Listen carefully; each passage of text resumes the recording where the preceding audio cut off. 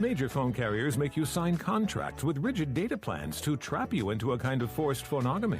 Sounds pretty insecure if you ask me. At Consumer Cellular, we believe in a more consensual and healthy form of phonogamy, free of contracts and more flexible to your data needs. This way, you stick around not because we force you to with contracts and fees, but because you love our phone plans. Like ardently love our phone plans. Phonogamously. Consumer Cellular. When freedom calls, we're here to answer. Call us at 1-888-FREEDOM. This is Optimal Health Daily, episode 2250. Who actually knows what they're talking about? By Mark Fisher of markfisherfitness.com. And I'm your host and narrator, Dr. Neil Malik. Hey there, happy middle of the week Wednesday, and welcome back to Optimal Health Daily, where I simply read to you from the best health and fitness blogs for free. And on Fridays, I answer your questions. Remember, you can send in a question at oldpodcast.com/ask, or just send an email to health@oldpodcast.com. And if you do that, we'll send you a copy of our 216-page hardcover workbook, even shipped to your house totally free if you're in the US. Again, just email your question to health@oldpodcast.com. Now, it is Wednesday, and like I do every Wednesday, I like to share a little bit of inspiration with you, or sometimes the quote I share has to do with today's topic. And I think today's quote, more so than being inspiration, is actually perfect for what we're about to talk about today. So here we go. Quote, "We are always comparing our insides to other people's outsides." Anonymous. All right, and with that, let's get right to today's post and start optimizing your life. Who actually knows what they're talking about? By Mark Fisher of markfisherfitness.com. Today we discuss a common mistake that virtually everyone makes when assessing fitness. Be forewarned, today is a big topic. You may want to grab a cup of joe. So again, here we're going to discuss a common mistake that virtually everyone makes when assessing fitness. We judge the source of fitness information by their physique, not by their actual expertise. This is perfectly normal, but nonetheless, it can lead us astray. Let me unpack how this happens and offer some frameworks for combating this thinking error. First, let me admit, over the years, I too have benefited from this bias. True, I may not look like a bodybuilder. With an unusually small rib cage for my height and gender, my career as a bodybuilder was doomed before it began. Alas, the size of one's torso is a meaningful constraint on max strength for most full body lifts and upper body muscle mass. But I also know it's genetically easier for me than most to stay pretty lean. And for better or worse, having abs well into my 40s is a marker that matters to most people vetting fitness resources. Now, is my physique a function of working my butt off? Of applying and refining years of training and study? Of 2 decades and counting of consistency and discipline? You betcha. But there's no discounting some genetic advantages. Furthermore, I'm a skilled speaker and a decent writer.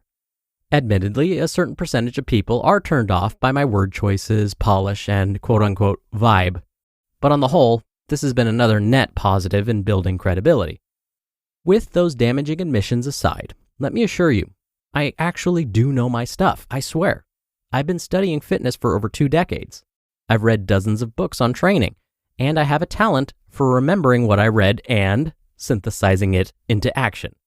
I've attended more conferences and certifications than I can remember. I've been a client of some of the best coaches in the business. In my role at Mark Fisher Fitness, I've overseen the programs of literally thousands of people who consistently get great results. Finally, the best way to learn is to teach, and my job requires me to constantly distill best practices in a digestible format. But setting that aside, would I be less credible if I had different genetics and poorer personal physique results? To most people, yes. Would I be more credible if I had different genetics and better personal physique results? To most people again, yes. Would I be even more credible if I had different genetics and took a modest amount of steroids and had even better personal physique results? Again, to most people, yes. Unless you're rolling your eyes at steroids and assuming they automatically create hulking behemoths, consider this. A not so well kept secret of Hollywood and the fitness industry is widespread, modest use of steroids that merely replicates world-class genetics. To be clear, I'm not making any of this wrong. This is human nature. We all have brains wired this way. If someone looks the part, we're more likely to listen to what they have to say. I'm just naming these phenomena so we can be critical thinkers together. So when you see a post on Instagram or TikTok, or you see a book in the bookstore, or you see someone on a talk show, how do you determine that they're credible? It's not easy. In general, elite practitioners develop frameworks and systems by spending years integrating research, usually via proxy networks. Most practitioners don't do actual research. Identifying industry-wide consensus on best practices by studying industry leaders, and experimenting in the real world with real humans and adjusting based on results. But real talk? This is hard to gauge at a glance. And with the rise of social media, we now have an entire class of influencers who do not pass Go, do not collect $200, and go directly to internet-based fame based on the genetics of their abs, or bottom, or chest, or waist circumference. And because they look the part, they will always be more immediately and intuitively compelling than an expert with poor genetics. This is further exacerbated if said expert with poor genetics is over 40. In spite of a longer track record and more experience, the physique delta widens between the influencer class and the individual with the track record.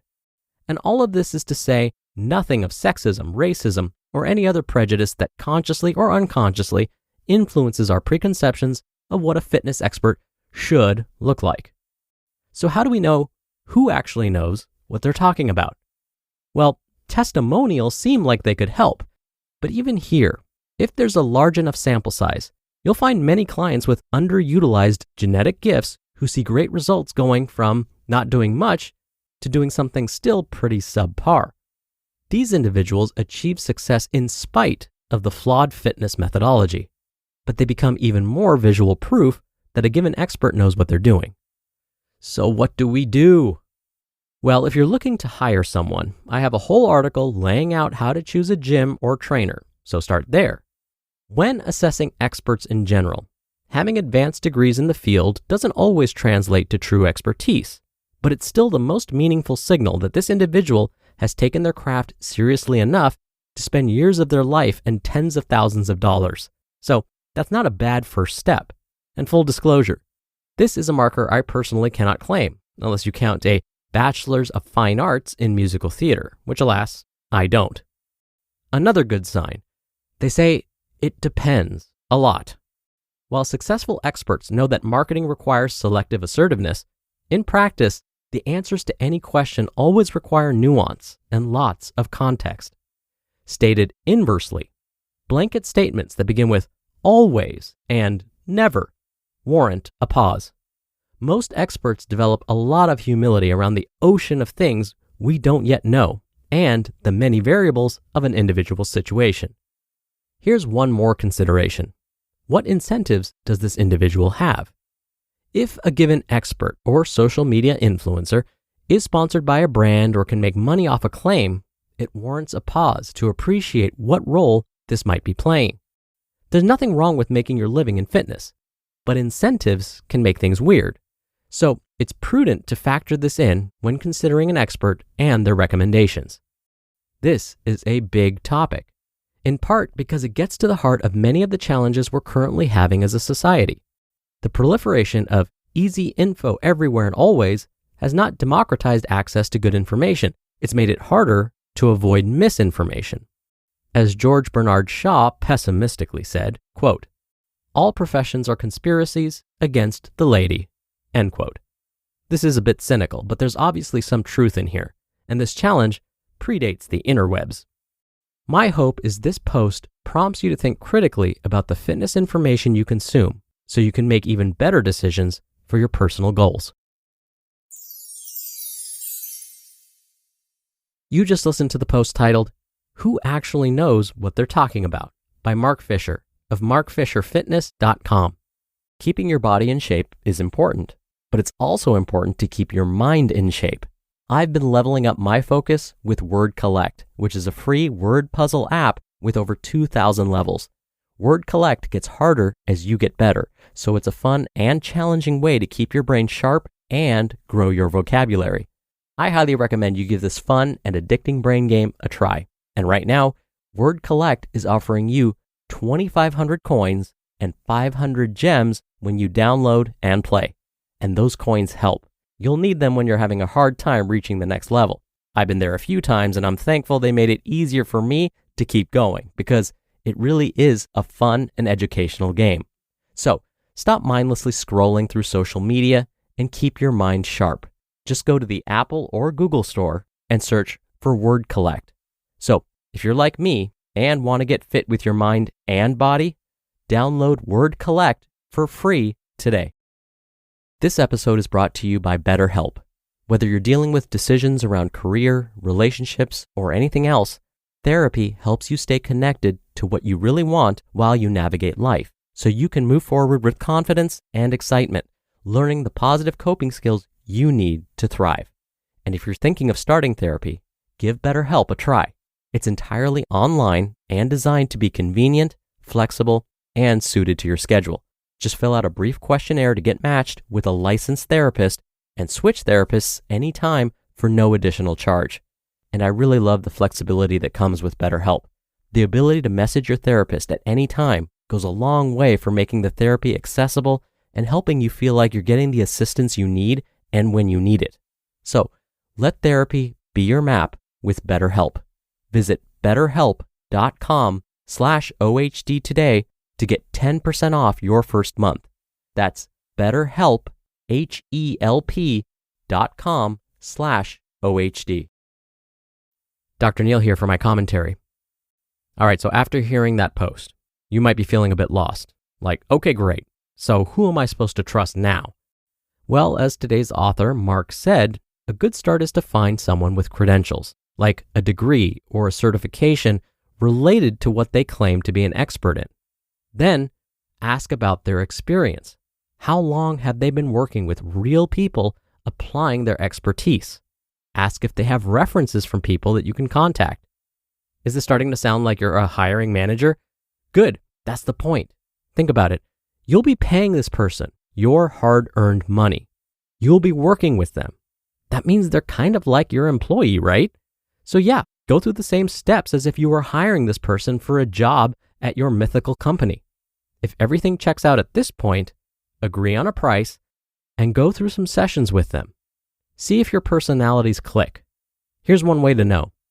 Do they spend most of the time during your sessions talking about themselves or asking about you?